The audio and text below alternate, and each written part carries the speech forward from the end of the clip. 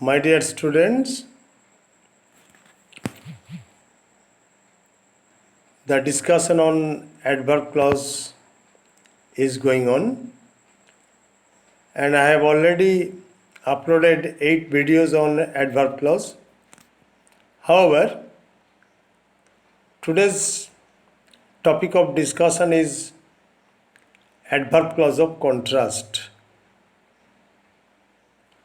Then what is contrast? Contrast means diametrically different. So when contrast is suggested by any subordinate clause, it is obviously subordinate adverb clause. Remember it. Now let us take some examples and analyze them so that you may understand what adverb clause of contrast is and how to use them in sentences, especially in the construction of complex sentences. The first example that I am taking, you may write down, if you have your khata and pen, you may write down the first sentence.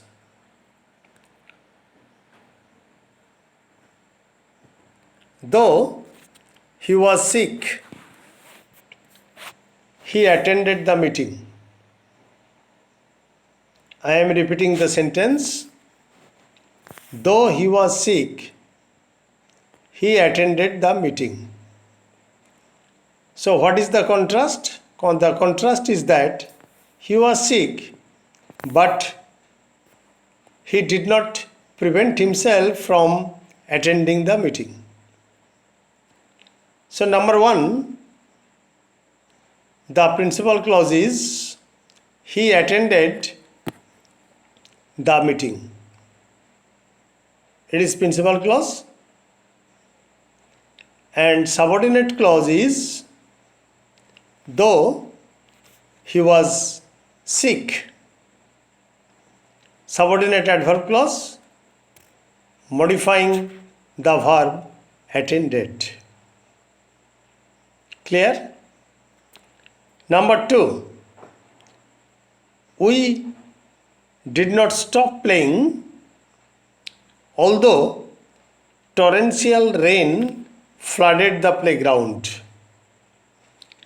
We did not stop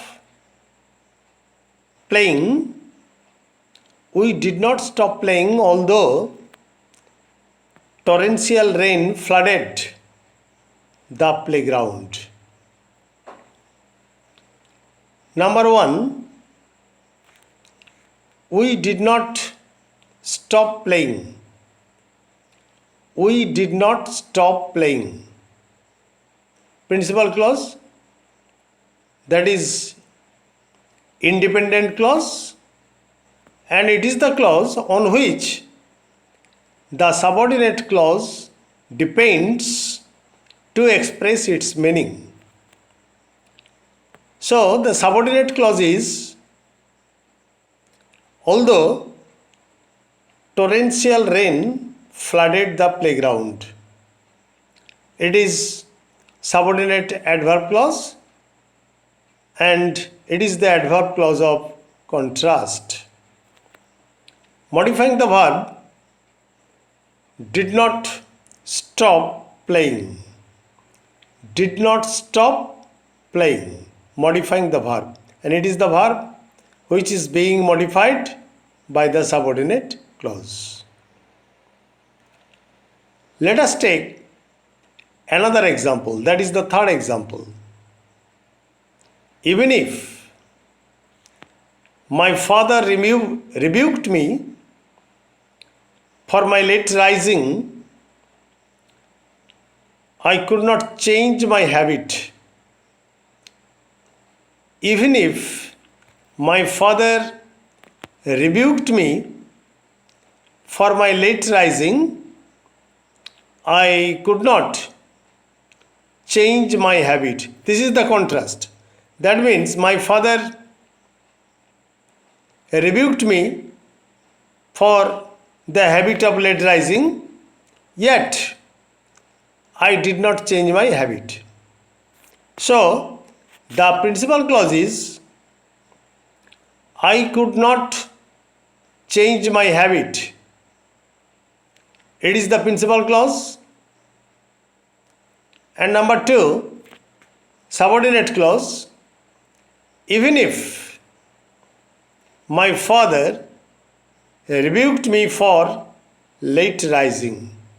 Subordinate adverb clause, and it is the adverb clause of contrast. Modifying the verb could not change. Could not change. Example number 4. Please write down the sentence. Whoever he may be,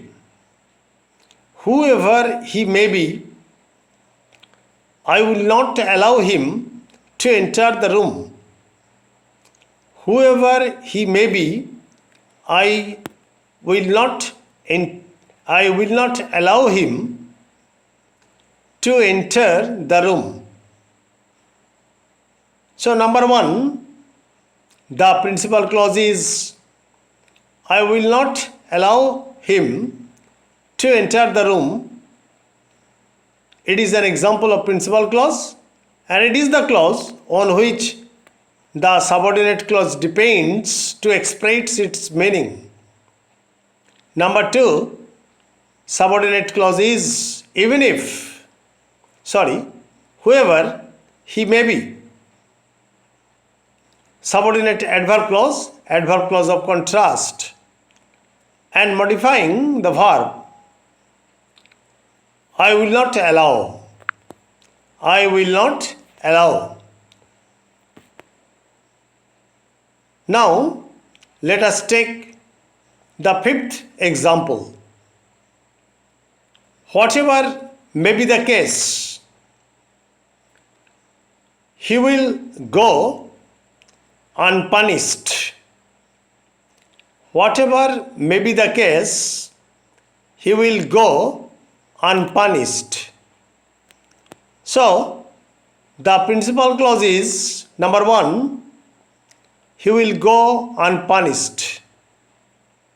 It is the example of principal clause, and on this principal clause, the subordinate clause depends to express its meaning. Whatever may be the case, subordinate adverb clause, that is adverb clause of contrast, and modifying the verb, will go unpunished.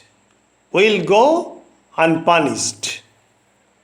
So we have taken 5 examples to come to the conclusion that an adverb clause of contrast generally begins with though, although, even if, whoever, whatever, etc. And in this connection, I should remind you of the fact that the meaning of though and although is the same. You may use though, and you are at liberty to use although. And both the words suggest the same meaning. Clear? So, an adverb clause of contrast is very important for the construction of complex sentence, and it is the clause through which you can write independently complex sentences by using adverb clause of contrast. Thank you very much. Good night. Please subscribe my channel and listen to all the videos on adverb clause so that you can write independently. Thank you very much. Good night.